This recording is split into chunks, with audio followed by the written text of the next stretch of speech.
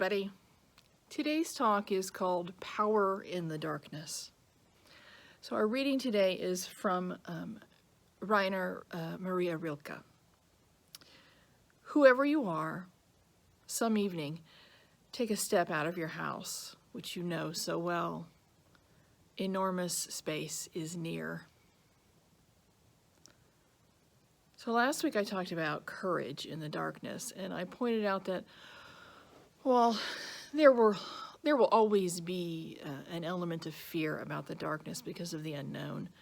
It can also be a place of power and healing and joy. Think about some of the stories that you may know from the Bible. You may think that the Bible says that darkness is universally bad, that it is universally evil. But do you know the story of Abram? God had promised Abram and his wife Sarah children. But as they grew older and older and older, Abram began to doubt this promise. And so one night, God had Abram walk outside and look up at all the stars. And he challenged Abram to count those stars. And he said, your descendants will one day be as numerous as those stars.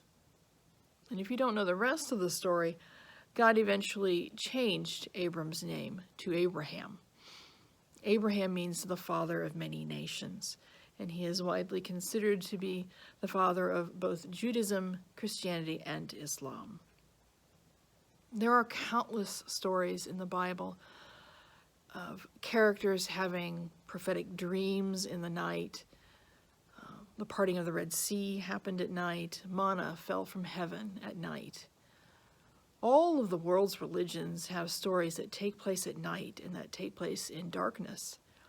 And they aren't about fear. They're about awe. And they're about curiosity. They're very timely stories for us right now. Because of the coronavirus, these may feel like dark times. For many, because death has come to visit them, these are dark times. But there are some very curious things happening as well. There are Italians singing to one another from their balconies as they're all in quarantine. There are Spaniards exercising together across rooftops. And for every story I hear of Americans hoarding things like bottled water or toilet paper, I see 10 stories of people who are delivering it to the elderly or who are leaving a table at the end of their driveway for anyone passing by that has any need of those things. If that isn't joyful and healing, I don't know what is. If that doesn't leave us in awe of the human spirit, I'm not sure what can. Some say our center is going through dark times. At the very least, they're uncertain, and perhaps for some of us, they're frightening. But curiosity and awe can carry us through this just like it's carrying us through this pandemic. As we build this bridge that we're walking on at the same time, what could it look like as we go? What could the light at the end of this dark tunnel look like? Scientists run experiments because they're searching for answers. They're in the dark, right? How can we experiment as a community to throw off some divine sparks and get a glimpse of where we're going and what we're becoming? There's power here in this darkness for us if we approach it with curiosity and awe. Awe in God, awe in our amazing spiritual community, awe in one another. I'm curious as to who we will become. I'm curious as to who we're becoming right now. There's another kind of darkness that is always with us. And when we have the courage to face it, it is nothing but power and healing and joy. And that's the darkness of our interior space. It's the childhood fear we carry. It's the shadow self we deny. It's the worst part of our personality that we don't want to address. It's that which is unhealed and which we aren't sure we can ever really heal. Now, I can't just sit here and say, don't be afraid of your dark interior spaces. If I could wave a magic wand and take away that fear, I would. But I can't. But we're also not alone. It's why we come to be in spiritual communities together. We need friends on the path. We need support and guidance. We need someone to be curious for us when all we are is afraid. We need someone to be awed by us when we are thoroughly unimpressed with ourselves. Our interior life is rich and complex and vast, and some of us more so than others. All of the wisdom of God can be found there.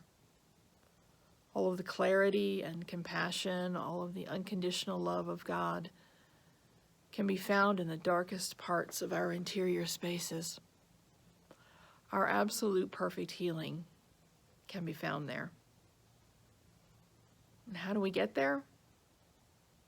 Courage and stillness, and we get there together.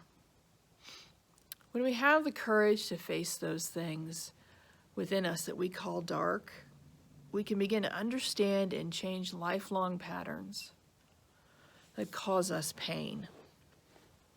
That's a long way of saying we heal. When we build up the courage to walk this path, when we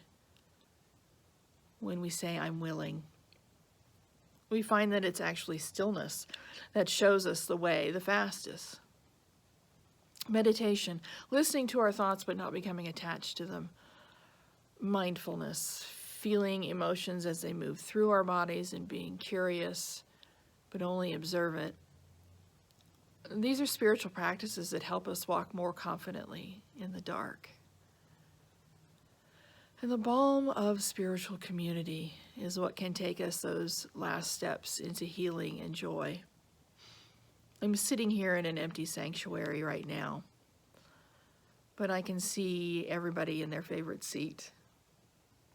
I can see all of your faces. And I know that this place is a balm. The importance of community cannot be overstated. I wouldn't be here. I wouldn't be Reverend Stephanie without all of you walking with me at various times on the path.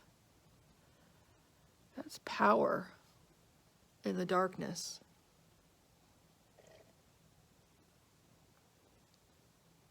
So, who can we become when we face darkness? When we walk in it? When we allow ourselves to feel awe and curiosity in it, both as individuals and as a center for spiritual living? These are the questions we each have to answer in ourselves and come together to answer about our spiritual community and about our world. There's no escaping the work, but we don't have to fear the work either. We're in this together, like it or not. Enormous space is near. Not just outside your door, but inside you as well. Come together in community. Be still and listen. Have courage in your dark interior spaces. God is there too. And so is power and healing and joy. Indeed, it's all the same. It's all one. It's all you.